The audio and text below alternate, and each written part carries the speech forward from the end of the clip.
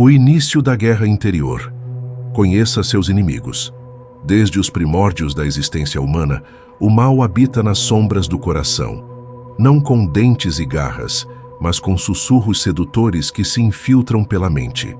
7 forças milenares, invisíveis aos olhos, mas devastadoras na alma, são os verdadeiros inimigos da nossa evolução espiritual. Os 7 pecados capitais. Mas o que são realmente esses pecados?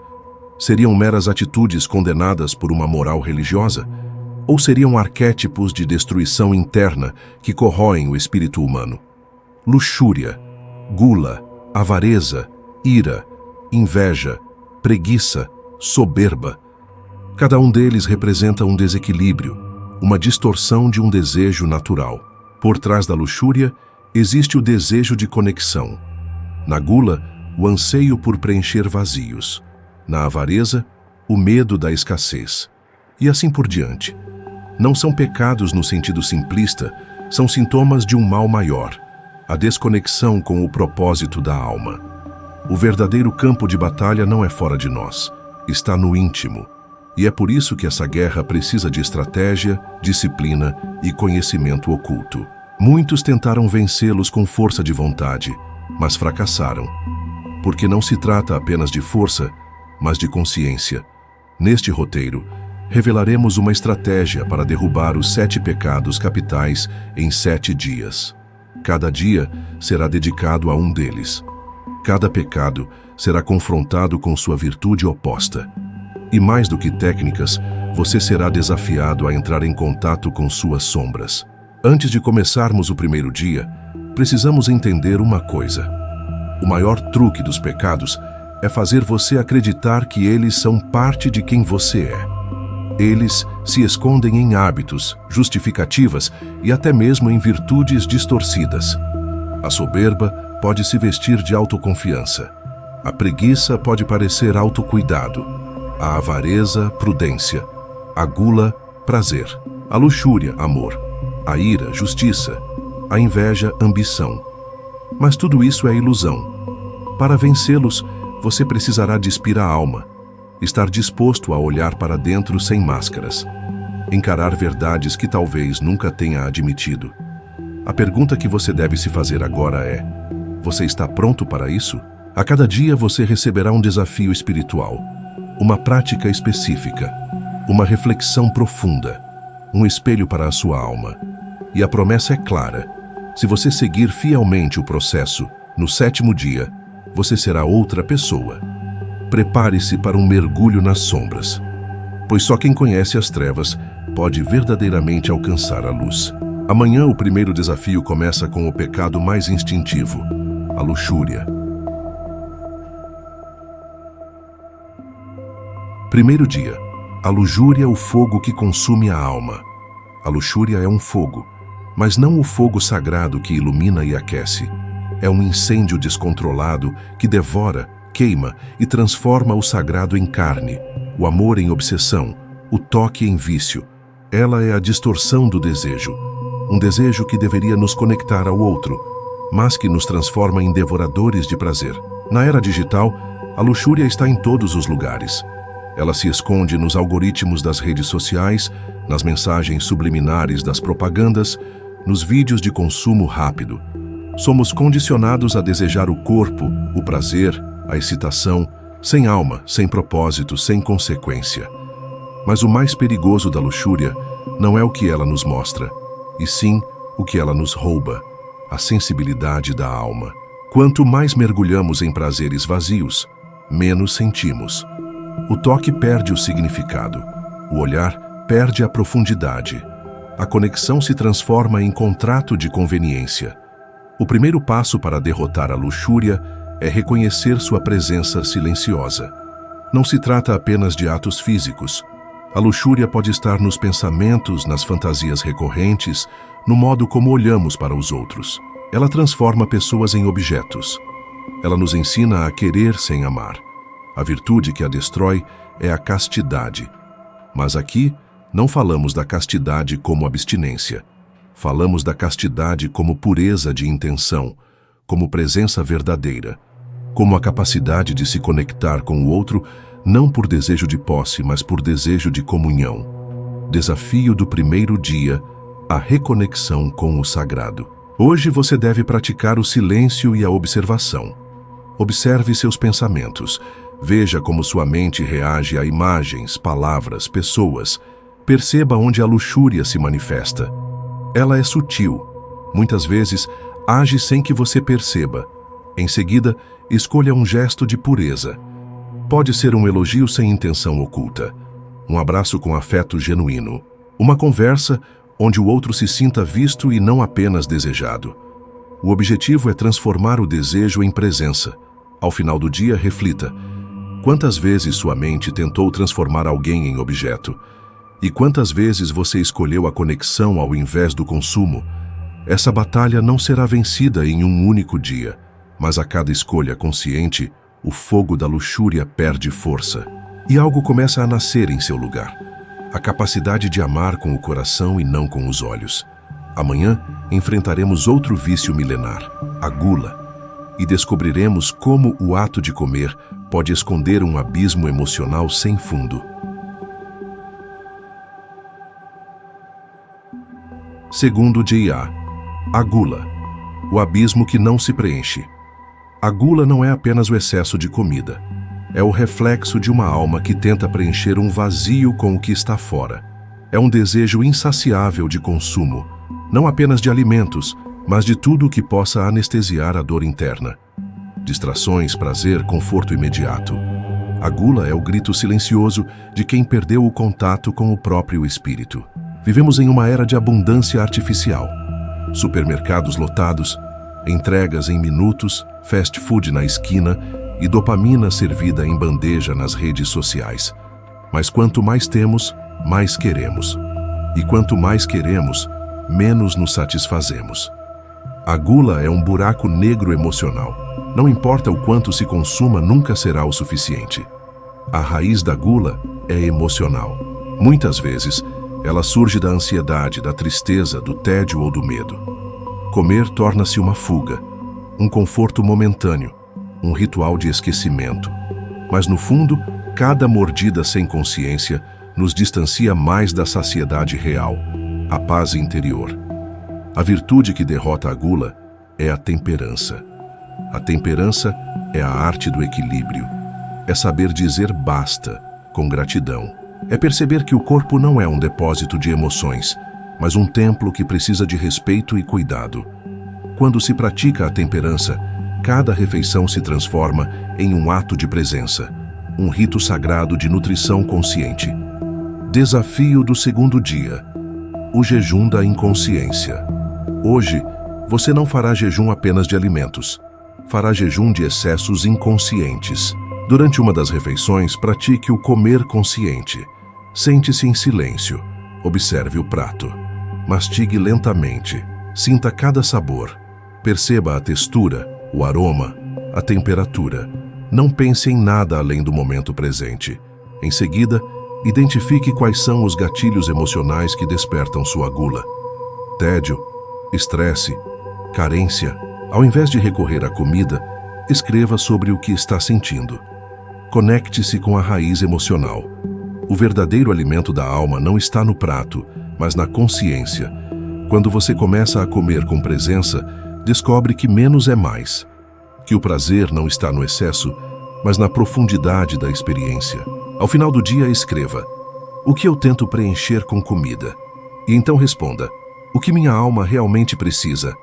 Amanhã, nos depararemos com um dos pecados mais disfarçados de virtude, a avareza, e entenderemos como o medo da perda nos prende à ilusão de controle. Terceiro dia: a avareza, o medo disfarçado de prudência. A avareza não é apenas a acumulação de bens. Ela é o apego doentio àquilo que acreditamos controlar. É o medo disfarçado de prudência. É a insegurança escondida atrás da ideia de prevenção. A avareza aprisiona, nos faz viver pelo acúmulo e não pela abundância. O avarento não é rico, é pobre de espírito. Porque ainda que tenha muito, vive como se nada tivesse. Tem medo de perder. medo de doar, medo de dividir, medo de não ter o suficiente. Mas a verdade é simples e dura. Quanto mais se tenta segurar, mais a vida escapa pelos dedos. O mundo moderno valoriza o ter acima do ser. Status, propriedades, contas recheadas. Mas tudo isso pode ser destruído em um piscar de olhos. Um colapso financeiro, uma crise de saúde, um acidente inesperado. E então, tudo aquilo que era razão de orgulho se transforma em poeira. A avareza nos ilude com a promessa de segurança, mas o que ela oferece é prisão. A virtude que derrota a avareza é a generosidade, mas não se trata apenas de dar coisas, trata-se de abrir mão do controle, de confiar no fluxo da vida, de entender que quanto mais se dá, mais se recebe, não necessariamente em coisas, mas em paz. E a paz não tem preço. Desafio do terceiro dia, o ato de soltar. Hoje, escolha algo que você guarda com zelo e doe. Pode ser um objeto, um dinheiro, um tempo, ou até mesmo um talento, mas doe com intenção, não por obrigação, não por aparência. Doe com verdade. Sinta o desconforto, sinta o medo e atravesse isso. Em paralelo, observe seus pensamentos sobre perda. O que você teme perder? De onde vem esse medo? Que memória criou essa escassez em você? A generosidade começa quando entendemos que nada é nosso de verdade. Tudo é emprestado. O corpo, os bens, o tempo, as relações. E sabendo disso, podemos viver com mais leveza, com mais gratidão, com mais entrega. Ao final do dia, responda: o que a vida poderia me dar se eu parasse de tentar controlar tudo? Amanhã, enfrentaremos um dos pecados mais explosivos e destrutivos, a ira, e veremos como o fogo da raiva pode ser transmutado em coragem. Quarto dia, a ira. O fogo que pede justiça, mas se alimenta de vingança. A ira é uma chama, inicialmente pequena, quase imperceptível, mas, se não contida, ela se alastra. Queima relações, destrói pontes, consome nossa lucidez. Ao contrário da luxúria ou da gula, que são silenciosas e sedutoras, a ira é barulhenta, explode, fere, rasga a alma de quem sente e de quem é atingido. Mas por trás da ira existe sempre dor. Um sentimento de injustiça, uma ferida não cicatrizada, uma frustração que transbordou. A ira é a forma que o ego encontra para se proteger, para gritar que foi ferido, traído ou ignorado. Ela quer justiça, mas muitas vezes se embriaga com a vingança. Em nome da ira, pessoas cometem atrocidades. Palavras são ditas como punhais. Decisões impensadas são tomadas. E o pior, muitos confundem a ira com coragem. Mas coragem é agir com o coração. A ira age com rancor. A virtude que neutraliza a ira é a paciência. Não a paciência passiva, resignada, mas a paciência ativa, consciente. Aquela que observa, que respira, que espera o momento certo para agir com sabedoria. Ser paciente não é ser fraco, é ser mestre de si mesmo, é ter domínio sobre os próprios demônios. Desafio do quarto dia, o fogo que se converte em luz. Hoje, observe como você reage à contrariedade, seja no trânsito, em uma discussão, em um atraso ou em uma crítica. O que acende sua chama? O que te tira do eixo? Quando sentir a raiva chegando, não a negue, mas também não se renda. Respire profundamente. Conte até 10. Pergunte-se: o que estou defendendo com essa ira? Seu orgulho? Sua imagem? Seu senso de justiça? Depois escreva uma carta de raiva. Coloque no papel tudo o que sente. Não filtre. Não edite. Escreva até que a chama diminua. Depois queime essa carta com segurança. Deixe que o fogo transforme dor em cinzas. A verdadeira força não está em explodir, está em conter, em compreender, em redirecionar essa energia. Quando a ira é convertida em ação consciente, ela vira coragem, clareza, liderança. Amanhã enfrentaremos um veneno sorrateiro, a inveja, e desvendaremos o segredo para transformar comparação em inspiração. Dias 5 a 7. Inveja, preguiça e soberba, a tríade da desconexão. Dia 5. A inveja, a dor de não ser.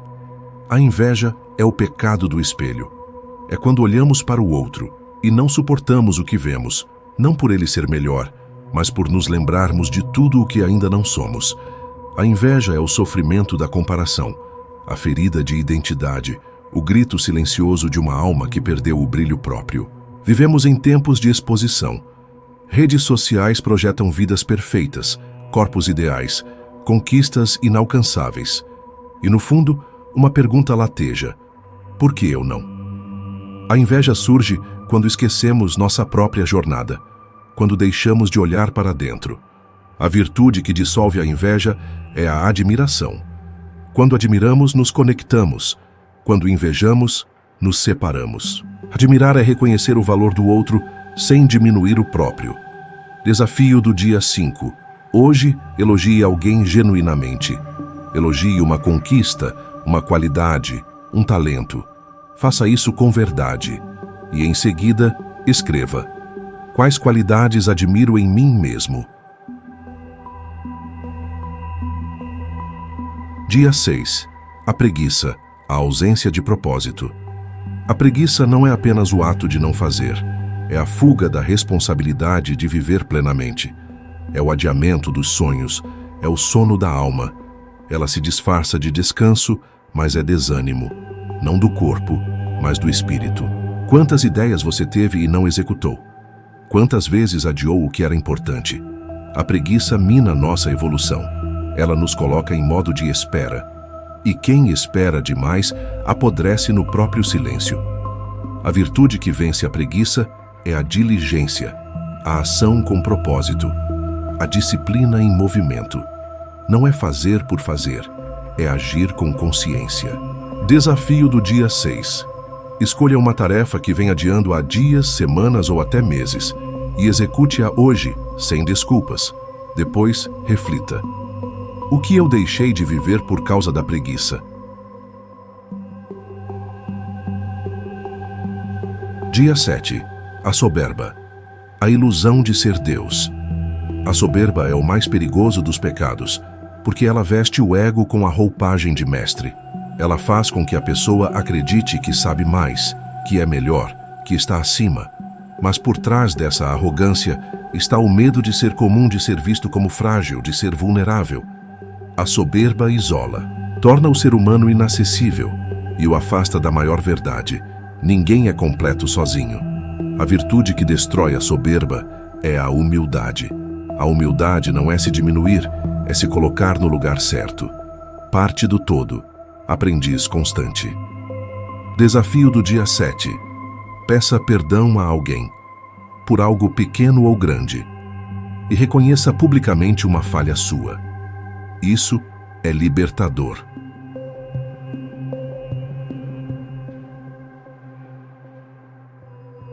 A guerra terminou e você venceu 7 dias, 7 batalhas, 7 demônios caídos. Mas essa guerra foi diferente, porque o campo de batalha era interno e o inimigo era você mesmo. Agora você não é mais o mesmo. Você desafiou os desejos mais profundos, os medos mais enraizados, os vícios mais sedutores. Olhou para dentro, chorou, quebrou muros, reconstruiu sua identidade. Essa é a verdadeira transformação. Ela não grita, ela não aparece nas redes, mas ela muda tudo. Porque quando você muda por dentro, o mundo inteiro muda ao redor. Os 7 pecados capitais não morrem, eles dormem, estão à espreita. Mas agora, você tem as armas, a consciência, o domínio e, acima de tudo, a vontade de continuar evoluindo. A moral desta jornada: a maior vitória não é conquistar o mundo, é conquistar a si mesmo. A reflexão que fica: qual desses pecados ainda tenta te dominar em silêncio? E qual virtude você precisa cultivar todos os dias? A mensagem final: não pare por aqui, continue. Outros vídeos virão, outras jornadas o esperam, porque a alma que desperta jamais volta a dormir.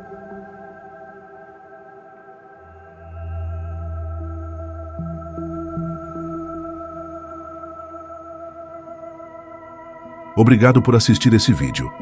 Pedimos que se inscreva em nosso canal e curta esse vídeo. Ative também o sininho das notificações para ser avisado sobre nossas postagens. Até o próximo vídeo.